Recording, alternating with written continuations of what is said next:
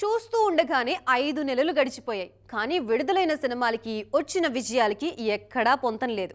సంక్రాంతికి 2, సమ్మర్‌కి 1 సినిమాతో మమా అనిపించేశారు.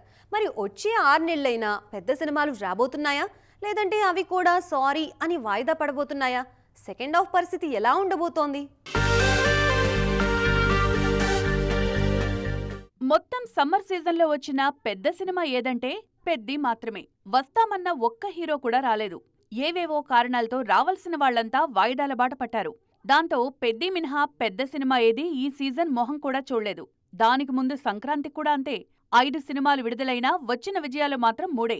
సంక్రాంతికి చిరంజీవి, ప్రభాస్, రవితేజ లాంటి స్టార్ హీరోలంతా ఒకేసారి వచ్చేసరికి రాబోయే సమ్మర్ సీజన్ అంతా అదిరిపోతుందని అప్పుడు కలలు కన్నారంతా. కానీ అదేం జరగలేదు. ఐపీఎల్ పేరు చెప్పి సమ్మర్ అంతా నీరుగార్చేశారు.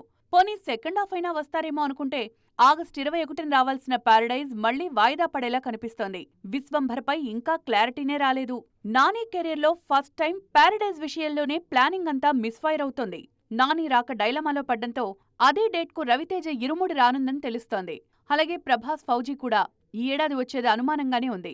దాంతో సెకండ్ హాఫ్ ఆశలన్నీ వెంకటేష్, బాలయ్య, రవితేజ, విజయ్ దేవరకొండపైనే ఉన్నాయి. వెంకటేష్, త్రివిక్రమ్ కాంబోలో వస్తున్న ఆదర్శ కుటుంబం సమ్మర్ రిలీజ్ ప్లాన్ చేసినా షూట్ ఆలస్యంతో దసరాకు షిఫ్ట్ అయింది. బాలయ్య, గోపీచంద్ సినిమా కూడా అప్పుడే రానుంది.